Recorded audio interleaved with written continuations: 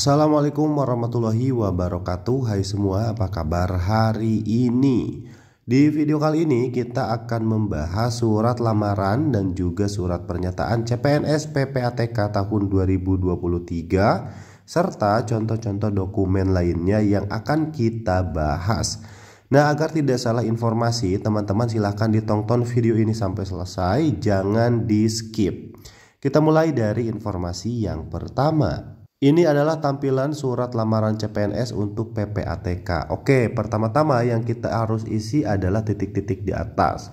Nah, ini diisi dengan nama kota ataupun kabupaten, lalu diikuti dengan tanggal pembuatan surat, bulan, dan tahun 2023. Nah, halnya juga harus ditulis ataupun diketik, yaitu lamaran CPNS PPATK tahun anggaran 2023. Kepada yang terhormat Kepala PPATK di Jakarta. Nah, itu harus sesuai ya. Dengan hormat. Nah, saya yang bertanda tangan di bawah ini. Nah, ini tolong diperhatikan ya teman-teman. Untuk nama, tempat tanggal lahir, dan jenis kelamin itu diisi sesuai dengan KTP. Lalu untuk pendidikan ataupun program studi, nah itu diisi berdasarkan pendidikan atau program studi yang teman-teman miliki yang memang relevan dengan jabatan yang akan dilamar, seperti itu ya. Jadi harus relevan. Lalu di poin berikutnya di situ ada jabatan yang dilamar dan lokasi yang dilamar. Nah, bagi teman-teman yang bingung ya apa jabatan yang dilamar serta lokasi yang dilamar, teman-teman bisa membuka website resminya PPATK. Ya, nanti dilihat di situ jabatan yang dilamar dan juga lokasi yang dilamar harus sesuai dengan pendidikan atau program studi sebagai pelamar. Oke, lanjut nomor telepon atau HP itu juga wajib diisi. Dilanjutkan dengan alamat email itu yang aktif dan alamat KTP sesuai yang KTP ya. Jadi sesuai dengan KTP bukan domisili, maksudnya seperti itu. Lalu yang bawahnya pun sama diketik dengan ini melamar sebagai CPNS di lingkungan PPATK tahun anggaran 2023 dan seterusnya. Lalu diketik juga sebagai bahan pertimbangan bersama ini disampaikan berkas lamaran yang diunggah pada SSCASN. Nah, untuk berkasnya juga wajib diperhatikan mana yang boleh diunggah dan mana yang enggak. Oke, nomor 1 yang wajib diunggah adalah EKTP. Kalau tidak punya, pakai surat keterangan telah melakukan perekaman ya, yang masih berlaku atau asli itu ya, jadi bisa. Yang kedua adalah ijazah asli, itu juga wajib di-scan ya teman-teman. Lalu transkrip nilai asli itu juga wajib di-scan. 4. Pas foto dengan latar belakang merah itu juga wajib. Nomor 5. Surat pernyataan yang ditandatangani di atas materai. Nah, untuk surat pernyataan ini ya teman-teman nanti saya akan perlihatkan contohnya setelah kita bahas surat lamaran ini. Selanjutnya yang keenam, surat keterangan sehat dari puskesmas ataupun dari dokter ya, itu juga wajib asli.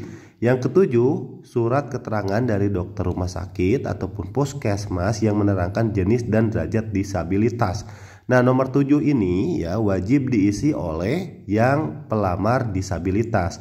Kalau pelamar asli tidak usah ditulis angka 7 ataupun poin ke-7, bisa dihapus saja seperti itu ya. Nah, jika sudah disesuaikan dengan keadaan teman-teman lalu diketik juga. Demikian surat lamaran ini dibuat dan sebagainya. Lalu hormat saya. Nah, ini ditandatangani di atas e-materai ya, e-materai 10.000, lalu ditandatangani oleh tinta berwarna hitam ya. Jadi seperti itu. Dan berikut adalah contoh surat pernyataannya ya, diisi yang bertanda tangan di bawah ini. Silahkan diketik ulang nama, tempat tanggal lahir, nik, agama, pendidikan atau program studi, alamat sesuai KTP dan telepon HP yang aktif. Nah, untuk pengisian biodata di surat pernyataan itu harus sama dengan biodata yang ada di surat lamaran ya. Lalu poin-poinnya bisa teman-teman baca, poin 1, 2, 3, 4, dan 5.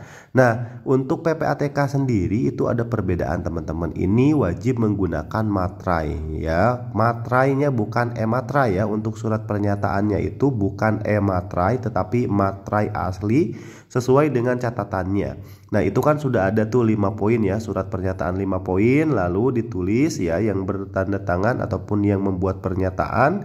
Nah, itu untuk surat pernyataan materainya itu adalah materai asli ya, lalu ditulis nama lengkap, ya ditandatangani di atas materai asli tersebut. Nah, jadi untuk PPATK sekali lagi menggunakan materai asli di surat pernyataan, tetapi kalau di surat lamaran menggunakan e-materai. Oke, kita ke format berikutnya. Dan ini adalah format DRH atau Daftar Riwayat Hidup CPNS PPATK 2023. Nah, untuk DRH ini ya teman-teman banyak sekali, ada 4-5 lembar. Sehingga tidak mungkin saya bahas di sini. Nah, untuk itu buat teman-teman yang memang memerlukan file-file tadi untuk diisi ya, silahkan komen aja, ditulis di kolom komentar. Nanti saya akan kirim file-filenya via WA.